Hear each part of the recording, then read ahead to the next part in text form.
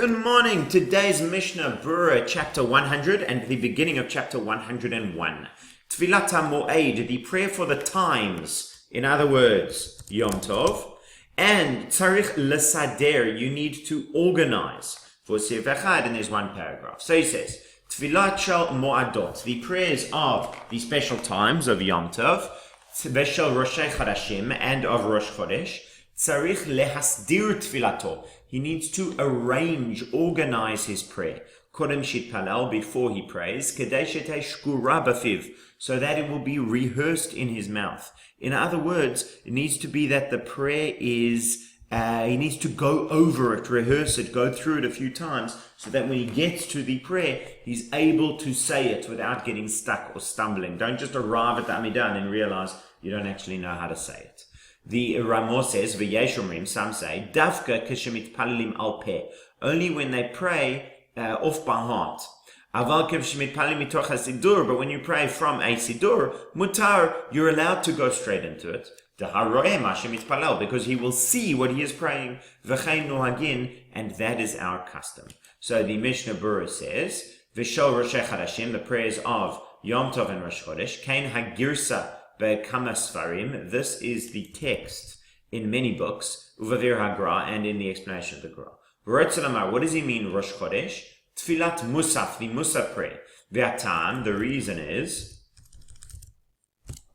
Mibnei, because she'ein mitpalel otan tadir. He does not pray it regularly. See, the regular Amidah, if you pray it every day, so you can probably give it a go without the Siddur, fairly reliably.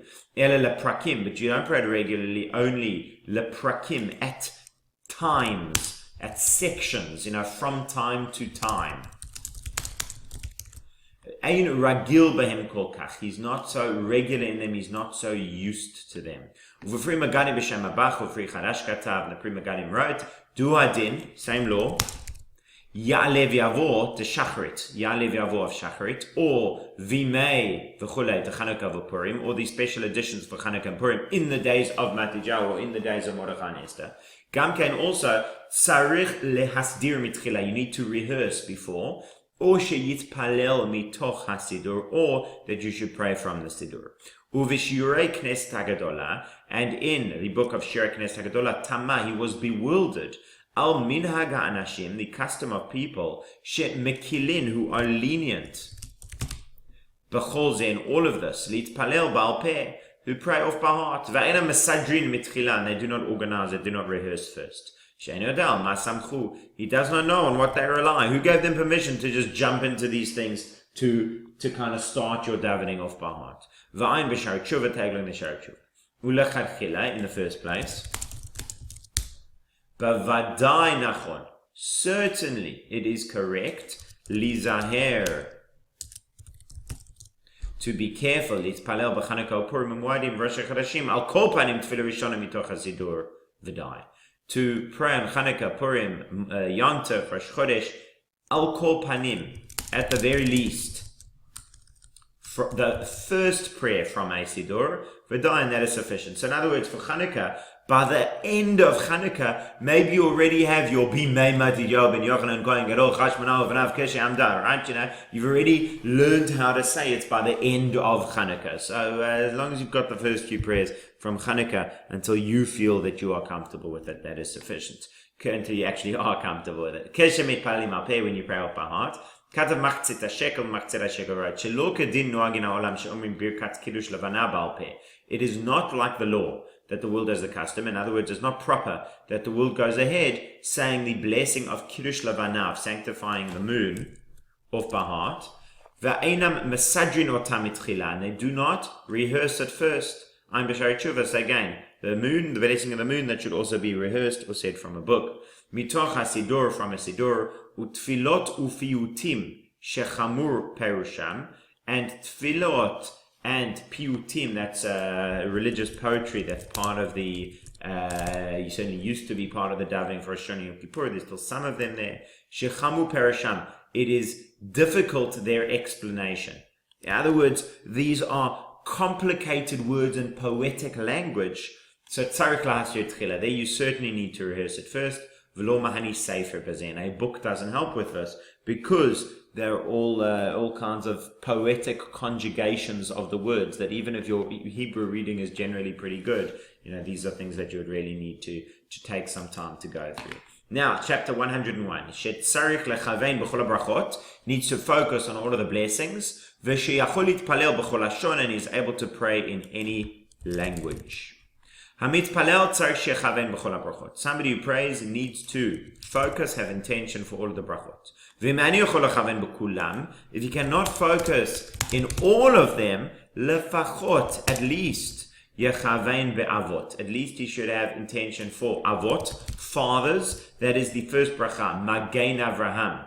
Right? Elokei Yitzchak, Elohei Avraham, Elohei Yitzchak, Elohei Yaakov. The God of Avraham, Yitzchak, and Yaakov. So that's called the blessing of the fathers. V'im lo kivein be'avot. If he did not focus for that blessing of the fathers, Af alpi, even though shekivein b'chol hashar, he focused on all of the others, Yachazor ve'yitpalel. He should go back and daven again. The Ramo says, Ve'ha'idna, nowadays, Ein chozrin bishvil chisaron kavana. We do not go back because of a lack of kavana.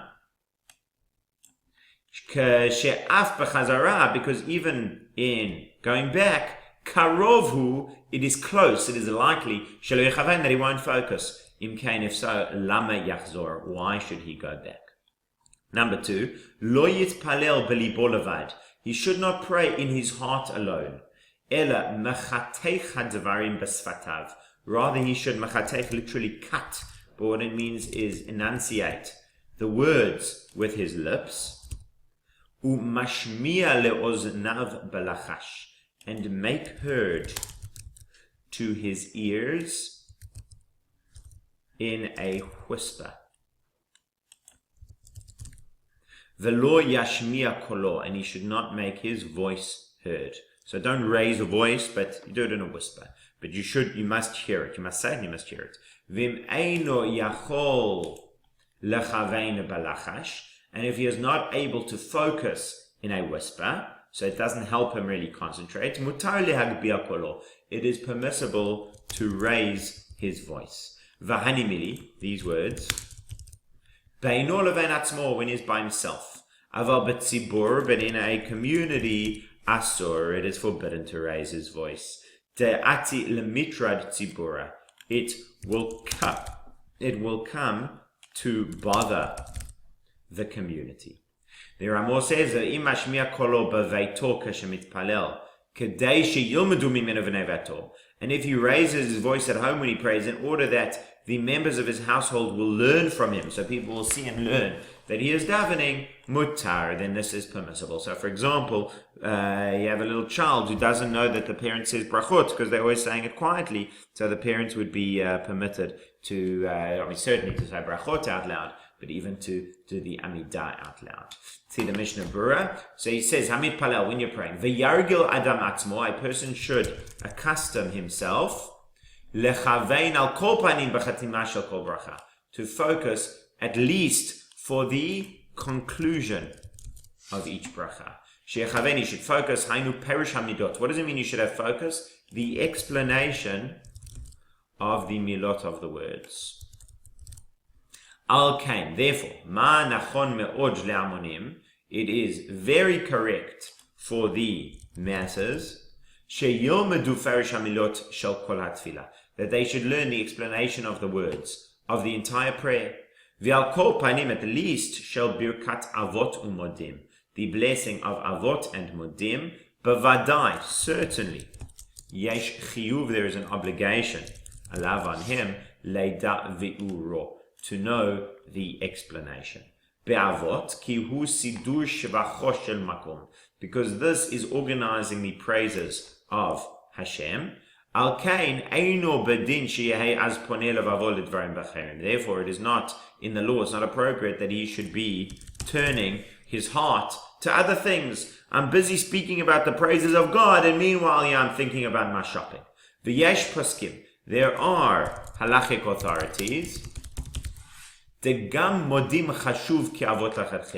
that also modim is considered like avot in the first instance. V'imhu misha'er, and if he evaluates, she'afilu b'avot liyichavein, even in avot he won't be able to focus, lo yitpalel klal, he should not pray at all, ad shetit yashev da'ato, until his mind is settled, she'eh yuchal kol panim lechavein ba'avot, that he is able at the very least to focus in avot. So if you have somebody who's very disturbed or distracted or upset or bothered, so don't daven right away. Wait until you're able to actually focus on avot. If you know you're not going to focus on avot, then you are then you are not supposed to do that davening. Va'idna, nowadays, Katav Chayadam wrote, Nireli, it seems to me, Kaivan demitzad din, since from the aspect of law, since actually technically, legally speaking, tzarich lachazor palel, you need to go back and pray. Al kol panim, at least im nizkar kodim she'amar baruch ata Hashem.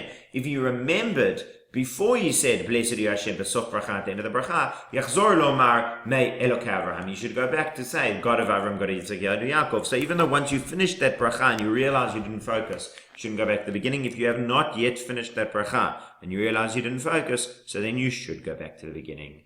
Number 2, mashmiya, you must make it heard. You must say the words out loud and make it heard to your ears. Yesh shekatu, there are those who wrote, the tzarich lachush, you need to worry, to be concerned, to take into consideration Divra HaZohar, the words of the Zohar.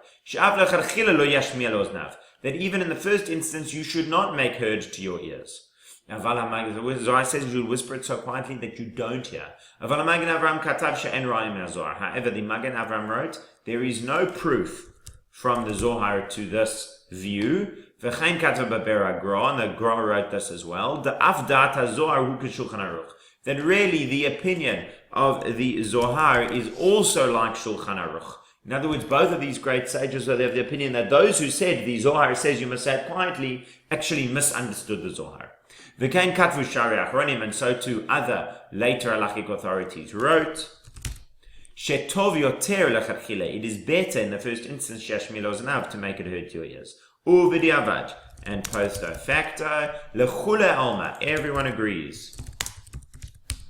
If he said it in such a soft whisper that he didn't even make heard to his own ears, yatsa, he has fulfilled his obligation. Kevan, since shemikol makom, nevertheless, hotzibas fatav, he has said it with his lips. Velo yashmia, he should not make it heard. Dichtiv betfilat Chana, because it says in the prayer of Chana, rak svateha naot v'kola lo yishama. Only her lips were moving, and her voice was not heard. And whoever makes their voice heard in prayer, this is from those of little faith. Ke'ilu, as if, ein ma'amin, he does not believe Shakadosh Baruch Hu, that holy and blessed is he, shomeat filat lachash. Here's the praise of a whisper. I need to say my prayer out loud so that God can hear me. That's, like heresy. And whoever raises his voice in prayer, this is from the false prophets. Why? Their way, litzok, was to cry out, bakol, in a loud voice, to their idols. Adam, take a look in the Birkei Yosef and the Chai Adam. In the first instance, you need to pray in a whisper so much that even your friend sitting close to you won't be able to hear. Nevertheless, if it is impossible for him to hear in such a manner, he should do it in a way that he's able to focus. But you should be careful not to bother others, as we'll see later on. Kolo's voice, even in Psukat Zimra, tov shelo laharim kolo. It is good not to raise a voice. Ki HaKadosh Baruch Hu shomea belachash, because God hears whispers. Lo ko'otam magbim kolam, not like those who raise their voice, yoter midai, more than sufficient, more than too much. Umihu, nevertheless, בשעה שנוהגים שאחד אומר פסוקת הזמרה בקול רם, at the time they have a custom that one says פסוקת הזמרה in a loud voice, shapir dami, they have done well. Belachash, in a whisper, taz katav the taz ra'atz, da'af im yachol lechavein belachash. Even if you're able to focus in a whisper. Aval kol kach kamo b'kol, but not as much as with a normal voice. Mikra ani yachol lechavein. That is called, Aramaic, that is called or considered that he, open quotes, einu yachal lechavein, he is not able to focus. Ve'yachol litpalel b'yachid b'kol. And he is permitted, therefore, to pray individually with a voice. And take a look in the Be'er Halacha, where you wrote that you shouldn't actually go lenient in this, and you should make sure to keep it as a whisper, unless you actually can't concentrate. To raise your voice. Va'ayri, this is speaking, that's an Aramaic word. Even he'll make his voice heard a little bit. And he also won't be able to focus. Because if that's not the case, then it is forbidden. But tzibur asur, in a community it's forbidden. Afilu le'ashmiya kolo b'miktzat, even to make his voice heard a little bit. V'kol shekena lehagbiya kolo, how much more so to raise his voice. You can't even speak in a conversational tone when you are praying silent, when you are praying the Amidah in a community. But so certainly you can't be saying this, shouting out loud. And that's it for today.